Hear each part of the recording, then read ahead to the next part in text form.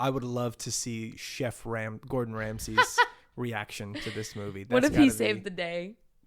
Yeah, or like... What if Gordon Ramsay watched it and was just like... Is this about Yeah. me? Like... Oh, he sympathized with As it. you should.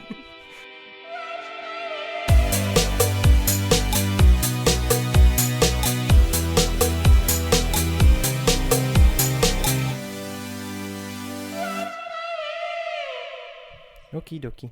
Howdy. This is the menu. The menu. What's the best meal that you've ever had?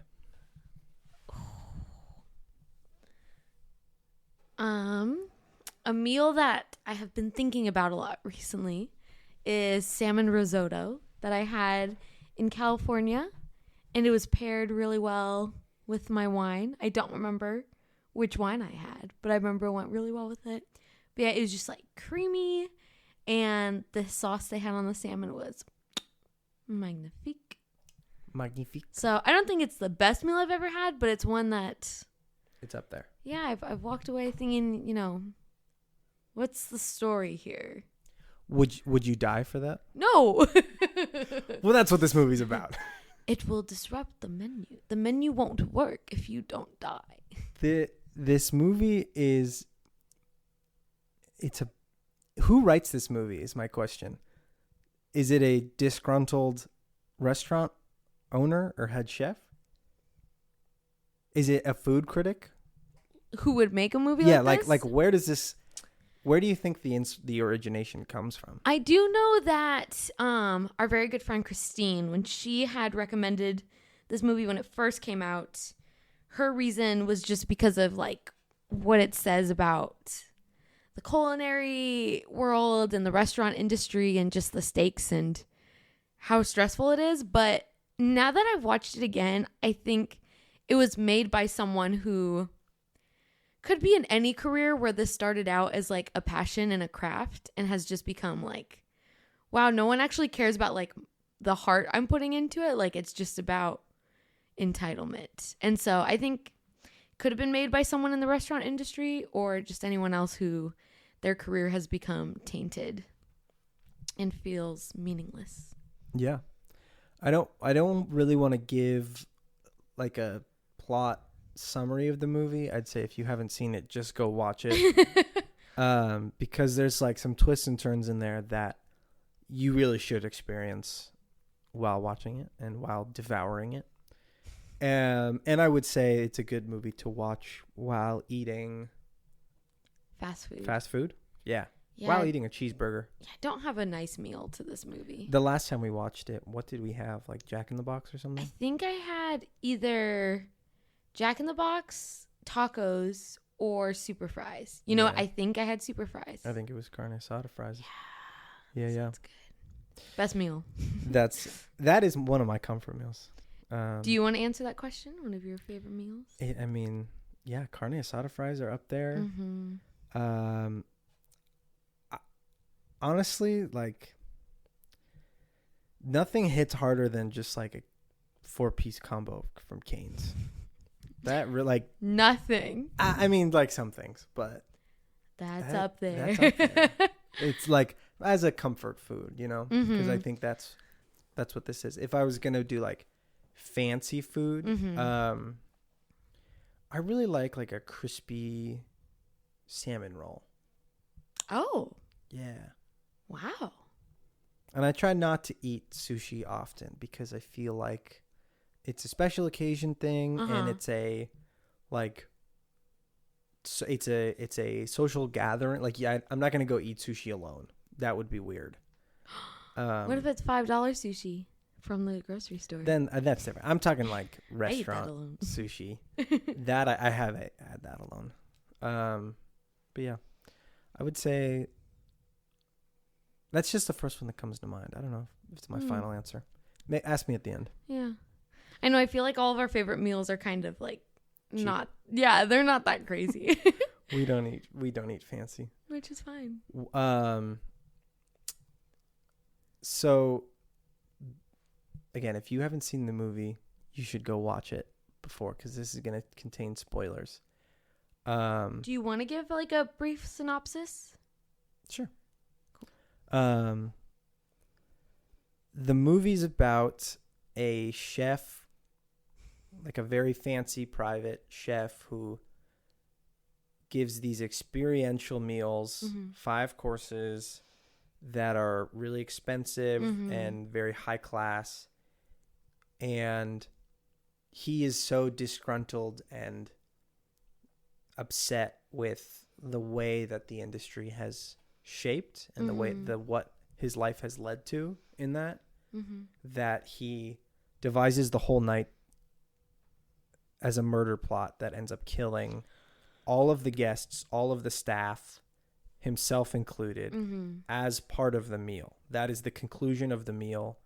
But it's not like everyone eats and then they're like, they're all killed. It's like they are trapped in the experience knowing they're going to die. There's like mind games within the courses. Yeah. They're all like sort of deservedly, he's like disgruntled with all of them, essentially. But some of them don't feel super justified. Yeah. Yeah. The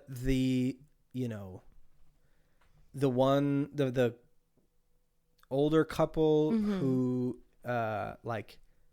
hires the Margot as like an escort, the dad, and then they go to the island and eat there all the time, but he can't remember anything. That was like, hey man, that's they're there for the experience. Yeah, his beef with them is they're regulars, but they don't remember any of the meals. And they don't care. It's just a status thing. Yeah. Yeah. Yeah. Who and then the food critic too, I was like, I really hate her, but I'm like, that's not like any of them deserve to die. But I was like, I thought he was gonna go like, you've ruined careers, or you've ruined lives, you've bankrupted restaurants or something like that. But yeah, what is his beef with her? Like, I think it's that she's written reviews that have closed a lot of good restaurants, and she probably represents like this part of the industry where like there's so much pressure to satisfy food critics that they have total power over whether or not the opening of a restaurant is the closing, Yeah. So even though she's helped him become successful, he still has beef with how she's affected the industry in general. Exactly. There's the finance bros who are corrupt. The movie star who ruined his day off. That one's crazy. That's funny. I think they. Yeah. Everyone in this film, especially because of how expensive it is to get to this restaurant and how selective it is, like all of them in some way represent privilege. Yeah. Is that the core of the movie? You feel like that's what he's fighting against? I think. Not that I'm on his side. No, I think. Yeah, I remember the first time I watched it, I was like, man, as someone who does not work in the restaurant industry, I don't know what this is about.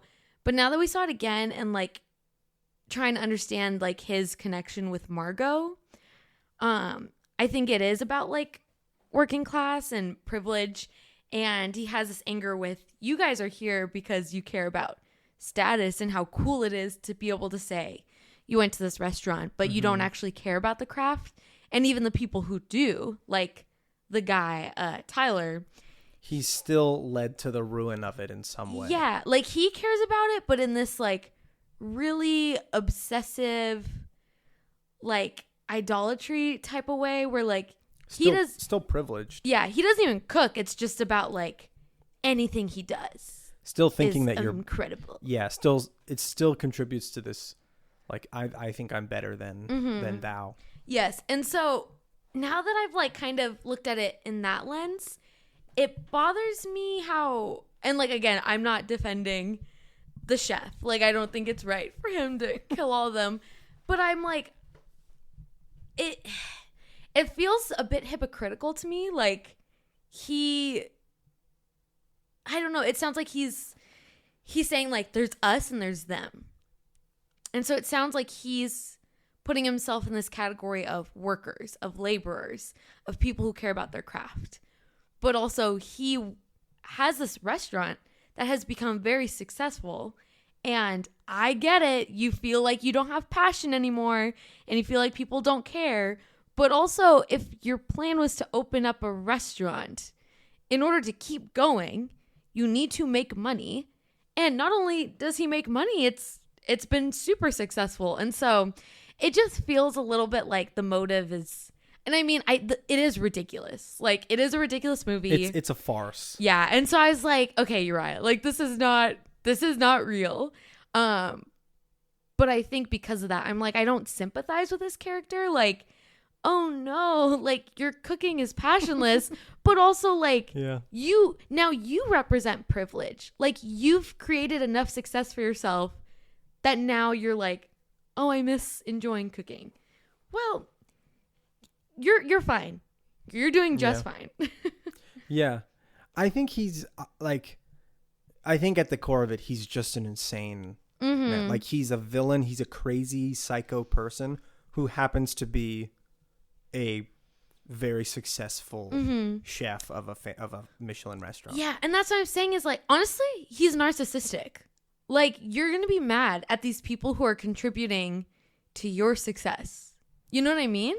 Well, I mean, like, that group of guests specifically, I think the point of it is that he catered, like, he orchestrated that.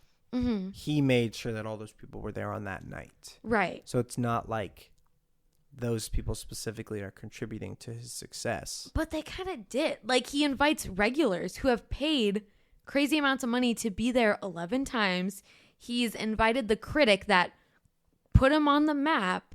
He's invited people who, like, work for the guy who owns his restaurant or something. Like, it's people who did contribute. And it's like, yeah, maybe they don't appreciate the art of cooking on the same level as you. But also, if I'm trying to think.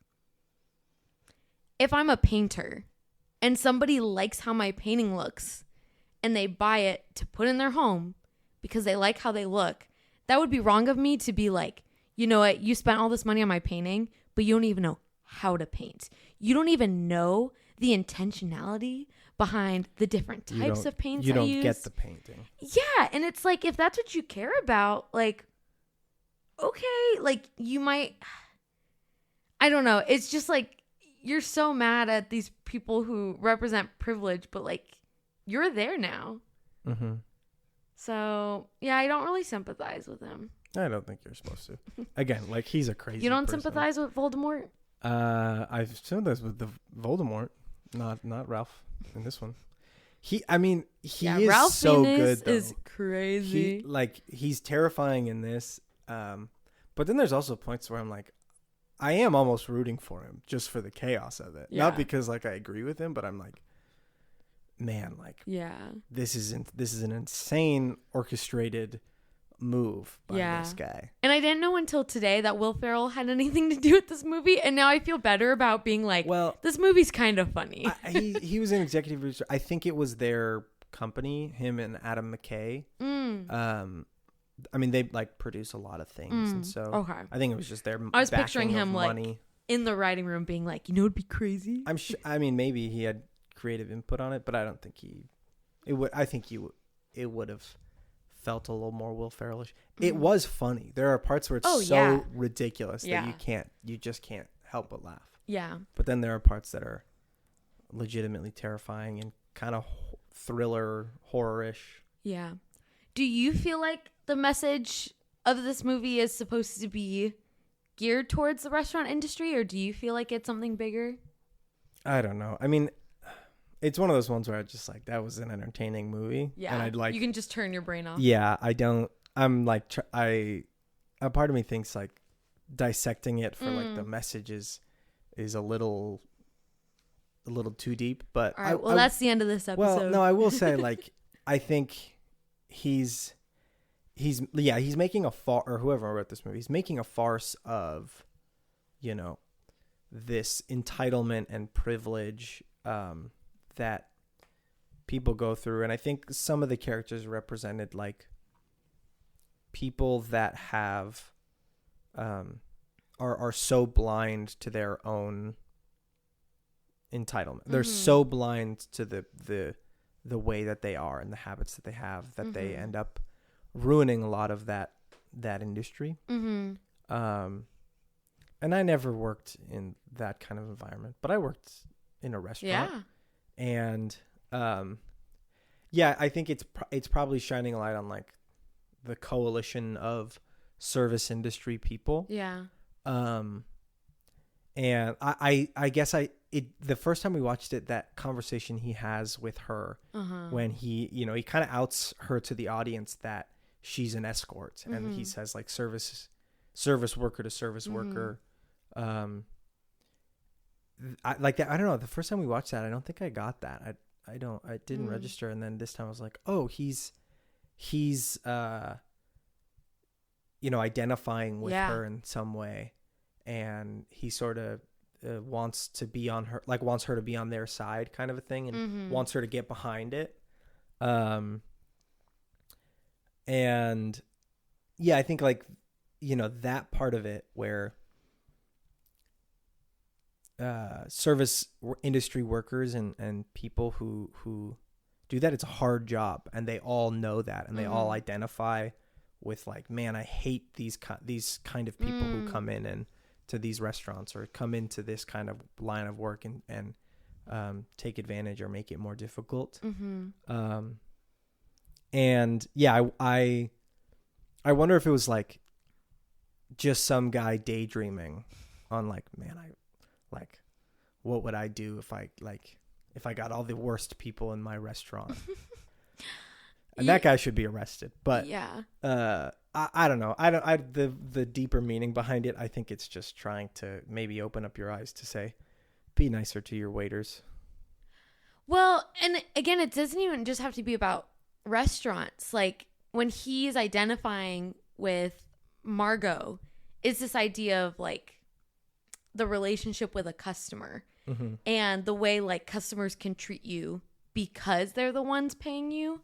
And so like even her dynamic with Tyler, the guy who pays her to come to this restaurant knowing what they're in for, like that's awful. But do you notice like he says a couple times throughout the movie, like when she's kind of like pushing back on something, he's like, who's paying? I'm the one who's paying. Yeah, that is brutal. Yeah, like he has no sympathy and like truly is like, yeah, like you should be in this ridiculous situation because I paid the bill. I paid for your services. And we recently talked about Honora, and yeah, it's like kind of a similar thing in the restaurant industry. It's like, well, they're paying, and the power dynamic. Yeah, and like there's people who take it to an extreme. Like he gets mad about substitutions. Like, we don't do substitutions. And I'm not saying like you shouldn't be able to ask for that, but there are people who take it too far and again feel that entitlement of, well, I'm the one paying the bill, and so I don't have to worry about their feelings. I don't have to be polite. Like, they have to make it up to par because I'm the one paying. And it's like, just because you're paying someone, like, great, thank you for paying for their services, it doesn't give you the right to treat them in a harmful way. And so I get how the chef, wow, what's his name? I can never remember. I think they just call him. No, they call him Julian Solik. I'm gonna call him Chef Ralph. Chef Phineas. Yeah. Father Chef Phineas. I get that he identifies with her in that way about relationship with customers. However, again, he is very successful. And so there's this other part of him that's like supposed to represent like artists, I think. But he's unique because he's super successful. And so I'm like, I see that you're identifying with her, but also it seems like you have a lot more success. It's both, service industry, customer and client relationship, and then it's also craft. Yeah. It's also like love of what you do, and when those blend together, it's hard to get like a dynamic with a business or with customers that respects both. Like you have to be one or the other. Yeah. And I think, this movie sort of toes the line on where that line is, or kind of pushes back to where that line should be drawn. Right. Can I say something else about that? Yeah. I know that this movie's supposed to be like satirical. Like it's not really saying people who are like this just kill everyone. It's an extreme. But when we look at the chef as somebody who, he represents craft, he represents artists and passion. There's also this issue the film brings up of there's people who are so focused on passion, which is great, but so focused on it that it's maybe not killing people, but it is harming other people, or it's neglecting other people's needs. And so I just remembered when she goes into his house, she sees that picture of him with probably a wife and a kid. Mm-hmm. And then you don't hear anything about them. You don't see any other pictures with them. Yeah. And so it makes me wonder, we don't get these pieces, but it makes me assume like the next picture is him in front of his new restaurant. And so it's like, was he so focused on this that they got divorced? Was he so focused on it that like he neglected them? Like what happened there? And so even if your passion isn't killing people, like, I don't know, like if you have a family and you're not making any money from what you're doing, like this isn't killing them, but it's like, wow, like this is at their expense now because you're so focused on the craft. And with him, he's so focused on no one appreciates the craft. And so we have to all die. And that means killing his staff that like, I guess loves him, idolizes him. And so I wonder if it was saying something about that too. Like people who are so focused on art that it's like they're neglecting like human lives or their well-being. Yeah. Yeah. I think that's fair. Why do you think he lets her go get the barrel? I never really understood why he would let that happen. On one hand, I can see it being a test. Are you gonna like side with us? Mm-hmm. Like I think. Are you gonna call out for the radio? Yeah, like this is after a scene where they give all the men a chance to escape, and none of them do. Like the other cooks go out and get them. So I think he's not concerned about her escaping. Like I think he's pretty confident, even if she betrays us and runs away, like we'll get her. So it's a test of loyalty? Mm-hmm. Yeah. That's what I think. Yeah, like he's starting to see her as like, you're not here because you have a ton of money. You were here because you were tricked and you were paid by someone else to be a date. And so, yeah. I think it was more of a test thing because it also was so last minute. Like the girl who's like his main assistant is like, he never asked about a barrel. Yeah, that was intentional. Yeah, and then like and then they don't use the barrel. Right. Yeah, I sort of forgot that. Yeah. Do you think it was a test? I guess. I thought maybe he's like, when it happened, I was like, is he giving her a chance to just leave? Like, is he hoping that she'll run away so that he doesn't have to deal with her? But then he ends up letting her go at the end. So I don't know. Yeah. At what point does it get to, like, at what point does it get unrealistic? Like some of the reactions, I was like, I think they could get away. Like what, if you were in a restaurant and something like that happened, at what point are you just like, I'm out? But I know that there's bodyguards and. No, and I think they did try. Like, I'm going to break a window and we're going to run. And it doesn't work. Yeah. I would have. I don't know. No, I guess you're right. There's no like physical altercation of like uprising, people trying to leave. That's how I assumed it would have ended. Yeah. If it was real. And even when they were like, hey, let's just like use our forks and knives. Yeah. They're like, there's not a chance. Do you feel like it was unrealistic? Like how much they put up with? Yeah, like the funniest part to me, not funny, but like the part I was like, okay, I don't think this is real, is when she whispers, you'll eat less than you desire, but more than what you deserve. If someone whispered that to me, I'd be like, I'm getting out of here. And then they kill you. Yeah, I guess. I guess that's what would have happened. So,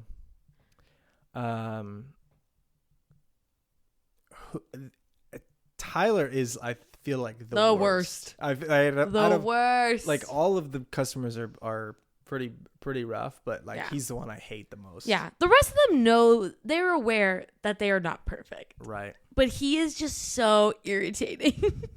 Yeah. Such a weird dude. And then there's sort of two innocents.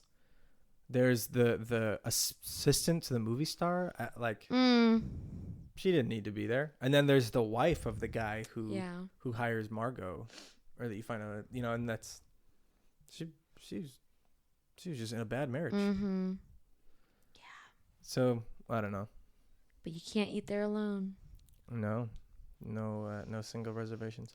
Crazy. Which one of those meals looks the best? A s'more. Definitely the cheeseburger, like hands down. Okay. Does that count? I mean, okay. A second. What the second of the cheeseburger? Maybe. Tyler's creation. Nope. Undercooked lamb. Nope. Leeks butter sauce. Maybe the egg thing that guy won for being the last to be captured. Yeah, that's it. It looked all right. Yeah, no, that's fair. The rest of them are just kind of wild. Yeah. What's the one where the guy, like, the sous chef, Shot himself. like, kills himself? Yeah. I think it's like bloody mess or something. No, it's like the mess, but the actual meal is like lamb and no, thank you. potatoes. It was like all meat, which was so terrifying after like seeing what they saw. Yeah, that's where I remember watching it and being like, "What is gonna happen?" And then that scene happens, and it's the mess, and he's just laying there, and I was like, "This has blown wide open." Yeah, it's traumatic. I don't recommend this movie to people who like have a hard time watching that stuff. Yep. Or you can do what I do and just look away. Well, I saw it twice before, so maybe I knew when. When you were saying like, do you feel like that's realistic? I remember being like so frustrated with the food critic character because I don't know if she's convinced or if it's just she loves this restaurant so much. But, like, even after that chef kills himself, she's still like, it's a play, guys. Like, it's all theatrics. Like, this is what he does. It's the menu. Like, do you feel like her character was realistic? Well, no, but I could see. Like, you're, if that situation happened, you're probably in such shock that you're like, that has to be theatrical. There's no way that that's real. You probably just like disassociate and are in such shock that you can't really believe it. The part that bothered me was when all the guys try to run away and all the girls are sitting around. She's like still critiquing the food with the sous chef girl. Yeah, I think she's definitely supposed to symbolize like. And I was like, it's like the Tyler, and then like Tyler's like trying to get in the restaurant. And he's like looking at, Yeah, they both kind of represent like this group of people that are so obsessed with like the thing that they're not aware of like the other things going on in the world. Like, oh, someone just died. But this is what your main focus is on. They idolize it to an obsessive point that is detrimental to both themselves, like Tyler, and other people, like the critic. Yeah.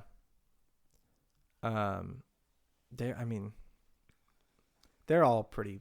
It's a great movie that blends like suspenseful thriller and like just ridiculous sort of absurdist comedy. Yeah, something that's absurdist really dark comedy. Yeah, something that's really funny to me is the way they kind of tie in like those graphics you would see on like a fancy cooking show or a fancy restaurant show. Like you see the little logo and then the name of the meal fades in and then they have this really beautiful video of the plate with the description and it's just so funny. It's like, what is this? Like Hell's Kitchen? Yeah. What are some of the other best food movies? Ratatouille. I was literally going to say Ratatouille at the top of my list. Oh, we should have said it at the same time. it's not a food movie, but the movie Isle of Dogs, Wes Anderson. Do you remember that? I don't remember a part about food. It's they do like these sequences of sushi. It's all still, stop motion, but they do this like sushi chef thing where he cuts and then like puts a little bit of poison in it. I just remember watching that in theaters and being like, this is so appealing. I don't know why. It's like it just brought me so much peace. Yeah. You know, it's a good one about cheeseburgers. Good burger. I knew you were gonna say that. Good burger. Can I take you on it? Yeah. There's a movie I haven't seen, but I've seen clips, and I've been really interested in it. Where Bradley Cooper plays like a sort of like similar thing, like a really fancy, high competitive Michelin star chef. But I don't know what the name of it is.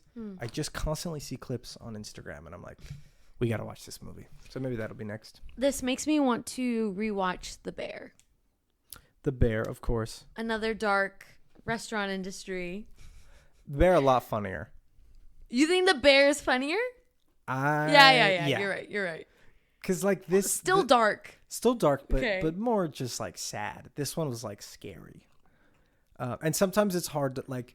It's much easier to laugh at a sad but funny movie than it is to laugh at a scary but funny movie. Okay. I would argue. Maybe that's not true. But yeah, any other chef movies, restaurant movies, kitchen movies? We Live in Time. How to Make an Omelet.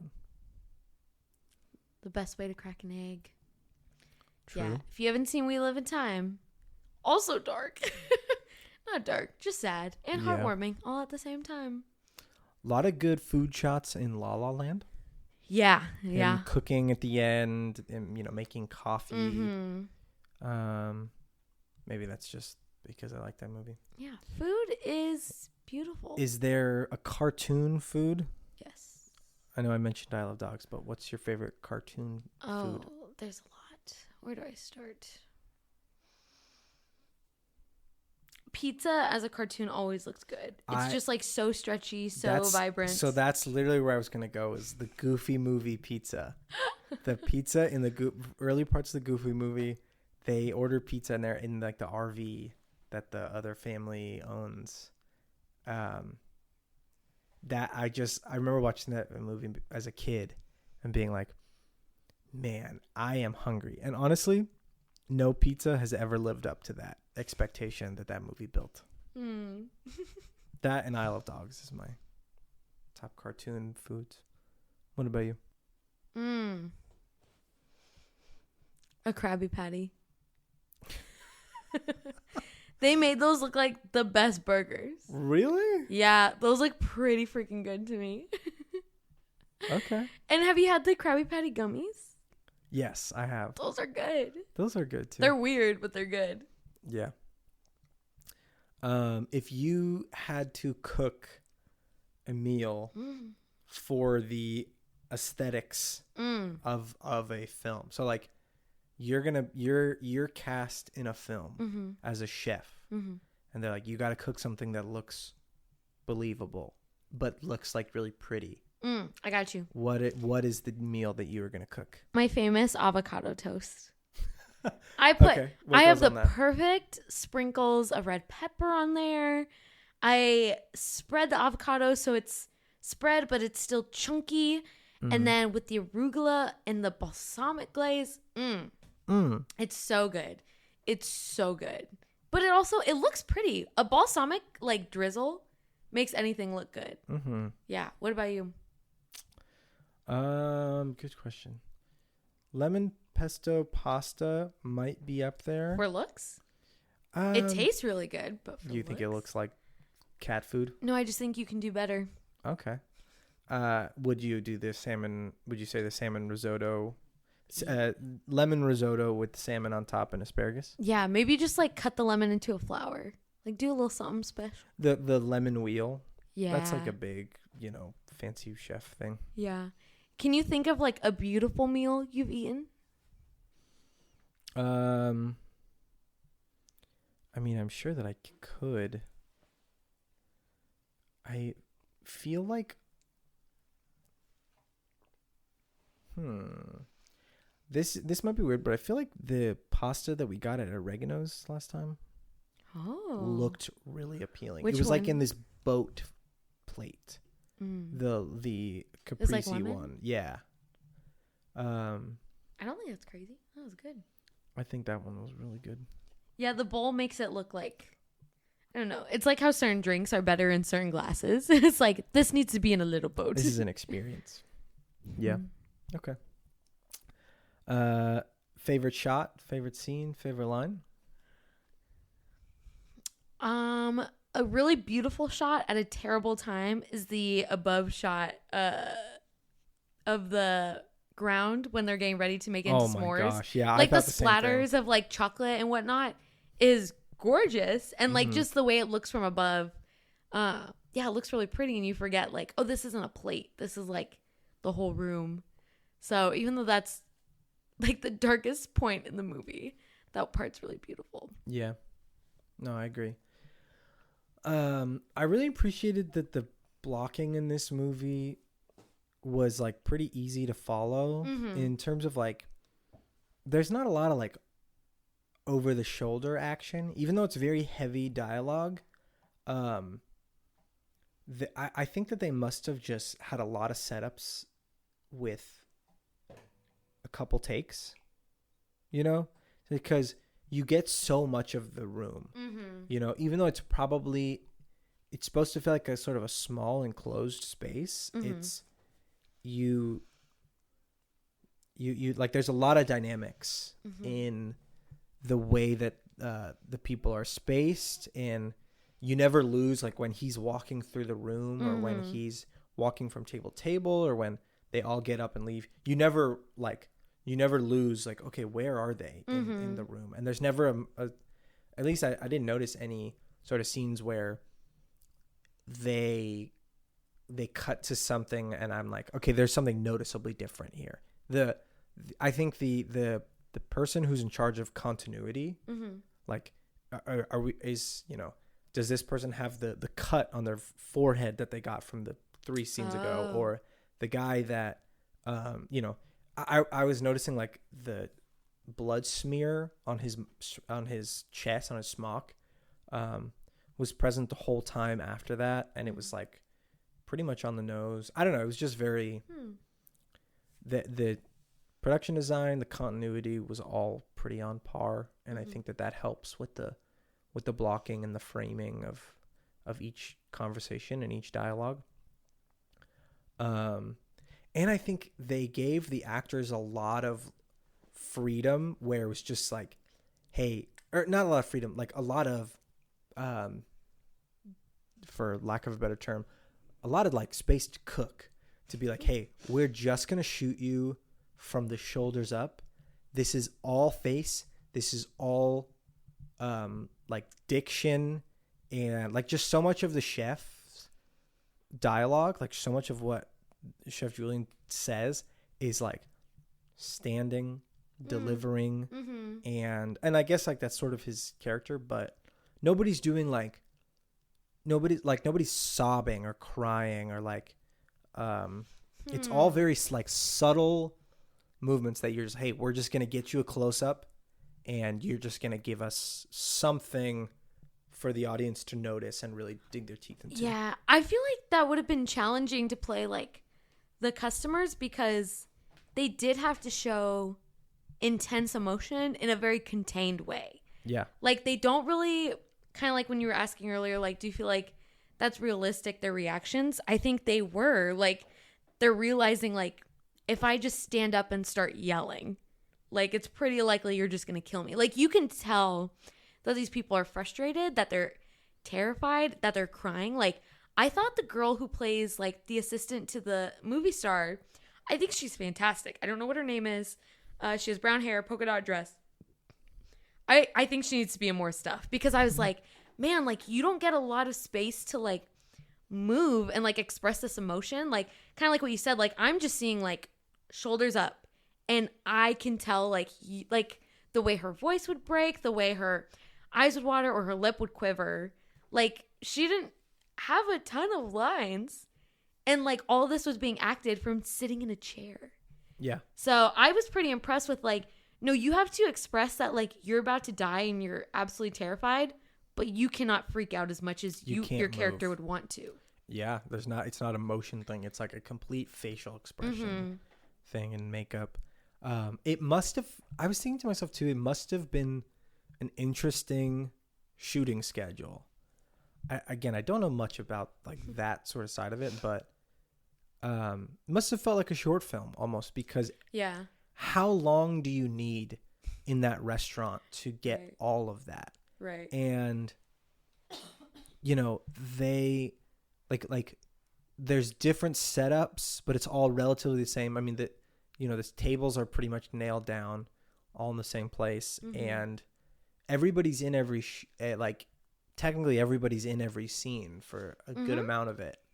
But you're not going to see everybody on in the frame on camera. So, it just must have been like a whirlwind and just like summer camp in this in this restaurant. You must have just felt like, I'm here every day with the same people. Yeah. And it would have been really funny to be the caterer on this set too. Yeah.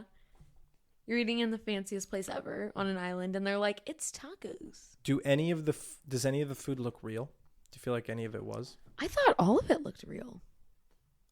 Do you think any of it was real? Yeah. You do? Yeah. Well, I think if you have, say, 4 setups, it's going to take like maybe a couple hours. You know, it's going to take a while. And like anything liquid or like a hot dish is going to get cold, and it's not going to look good after a couple hours. So I was assuming that it's fake food. That's a bummer. Sorry to ruin it. Wow. It still looks real. It's still real in your heart and in your mind. Not anymore. Way to go. Yeah. Okay. Any other thoughts? Any other favorites or funniest parts of the movie? What was the hardest part to watch? What's the scariest when part? they think the Coast Guard is going to save them. That scene twists a knife in my heart every time I've seen it. It sucks. It sucks. And I think I was convinced this time. I was like, maybe he's going to get him out. I was trying to ask myself, like, okay, I forget when I first saw it, like, did I think this was predictable? Like, now I'm putting the pieces together.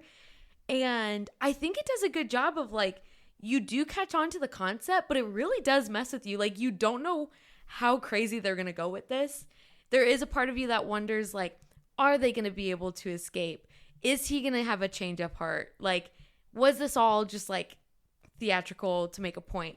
So I think they do a good job of, like, yeah, you get the concept, but they still keep you on your toes. And so there's a scene where, like, you're pretty convinced they might be saved here because there's a Coast Guard that comes after Margot calls on the radio. And he's like, don't tell him you need help. Like, you'll be tempted to ask, but don't tell him you need help. And it looks like he's going to save the day. And then he's in on it. That is the worst part. You see them get, like, relieved. And it sucks. Yeah. More than the stabbing or the shooting himself thing. Those are hard to watch. But this was more like, my heart is sad. Heart dropped. Yeah. Yeah. What about for you? Like I said, the first time we watched it, when the mess course comes through and the guy shoots himself, that I was like, what is happening? Like, it was just, the movie was blown open, and I was like, this is different than what I thought. Like, this is gonna get. You thought he was just gonna scream at people. Really wild, like wildly off base from where I thought it was going. So that part was hard, like harder to know what was coming this time. I feel like the first time I watched it, I was like I was in such shock. But this time I was like, oh no, like this is coming up. Yeah. Yeah, and then the part where they chop off the guy's finger, I had sort of forgotten about that too until it happened or until it was coming up, and I was like, brutal. I was like, they show it. They show a lot of blood. So yeah, those two parts were really tough. What's the funniest part?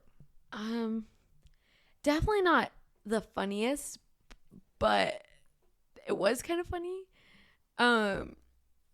When the movie star is like trying to kind of like, hey, like this isn't fair. Like, what's your beef with me? And then he's like, what about her? Like his assistant. And the chef is like, where'd you go to school? Brown. And it's like, is he gonna try to find sympathy for her? Like, what's happening here? Student loans? No. You died tonight. Yeah. Like it. And I don't know if it was just like, sorry, you're dead too. yeah, like I don't know if it was just meant to like, hey, like nothing's changing this guy's mind, or if it was again supposed to play into the privilege of like, well, you clearly didn't need help paying for school. Like I don't care about you. Yeah, again, I did not understand that part. That's the only thing I can funny. think of if there's meant to be reason. The to me the funniest part is when she hits when Margot's fighting with the like seating girl with like the hostess, and she hits him with the Paco jet, and it sits on the shot of the Paco jet thing for like a couple minutes, like not a couple. It sits on it for longer than you'd expect, and I'm like, that's funny. Yeah, that was rough. Yeah. I think also just like when all the women are eating together and they realize like we're not getting out of here, like they start drinking so much. She's like more wine or something like that. Yeah. Do you have a star rating? Out of 5, I'm going with 4.0. Wow. Yeah. I love that movie. You love it? You love it. Okay. All right. I am feeling like that's a lot. My star rating isn't that crazy, actually. Yeah, no, I'm going to go with a 4.0. Yeah. Where's yours? 3.5. Okay, yeah. Don't come at me like that. A 4. A 4. 0.0. The average. Oh, whoa. People hate this movie. No. I'm just basic. The average star rating on Letterboxd is 3.5. Shall we end this episode reading some reviews? Let's do it. First, though, what's your favorite burger? Cheeseburger. Mama Burger in Flagstaff. That's your number 1? Really? Okay. That's fine. I just like I like In-N-Out, but like best burger, like I'm gonna get the bun and all. Yeah. Yeah. Mama Burger with everything, pickles, whatever's in that sauce, all of it. A burger sounds so good now. Yeah. Even a McDonald's burger sounds good. All right, get your shoes on. Mine is if price is included in the opinion, it's In-N-Out. But if price is not included in the opinion, it's Five Guys. I do love the Five Guys burgers. Their food is great. It just, I don't want to spend $30 on a meal. Oh, I haven't been there in a long time. It's just way overpriced. Whereas In-N-Out's just always been there for me. Always been my ride or die. And here's a pro tip for all the listeners. Go in and ask for extra spread and then like 5 packets. And then take it home. Maybe grill up some ground beef, or maybe make your own burger patties. Get a little lettuce bowl, chop up some tomatoes, toss them in there, and then bada bing, bada boom. You got an In-N-Out bowl with spread at home, and you didn't have to make the In-N-Out sauce. I like how you said bada bing, bada boom, but that definitely takes a while. Definitely takes a lot longer. You will not be in and out. It's not In-N-Out, but it is still good. It's still a good burger. Yeah. Just to mix up a bit. How about I read one, you read one, I read one, you read one. Perfect. 4 out of 5 stars. By far the weirdest episode of Hell's Kitchen. I was thinking that too, actually. Sorry, not to derail this, but I was thinking I would love to see Chef Gordon Ramsay's reaction to this movie. What if he saved the day? Yeah, like how much did Ralph Fiennes base the character off him? This madman, insane chef who like abuses people. What if Gordon Ramsay watched it and was just like, is this about yeah. me? Like, oh, he sympathized with as it. you should. He's like, yeah, these people should die. Honestly, the menu works. Wouldn't have worked if they didn't all die at the end. Had I taken an edible beforehand, I fear this would have been a 5. What rating did they give it? 4.5 or 3.5. Excuse Okay, nice. me. That's pretty good. 3 out of 5 stars. Just keep Jeremy Allen White safe. Yep. This one is 4 stars. When the menu has no vegetarian options. Sad face. Sad face. Another funny one. Next time I find myself at a fancy dinner, I will be describing the wine as having faint hints of longing and regret. Oh, yeah. I forget. That part was funny. That was funny. You know what? Shout out the guy serving the wine. And like, I don't know what his role was, but he was also great. He committed. Oh my gosh, he's in Grand Budapest Hotel, isn't he? Is he in Grand Budapest Hotel? He might be. I feel like he looks similar to the guy in one of the guys in the sitcom with Jason Bateman and Will Arnett. What's it called? Shoot. Oh, this is going to drive me insane. What's it called? Oh, man, this is going to kill me. Arrested Development. Bang. All right, I can sleep tonight. I was just wondering because I saw a review that mentioned him being a hotel owner. And so I wonder if it was from Grand Budapest. I think that's true. All right, I'm going to read 2 more.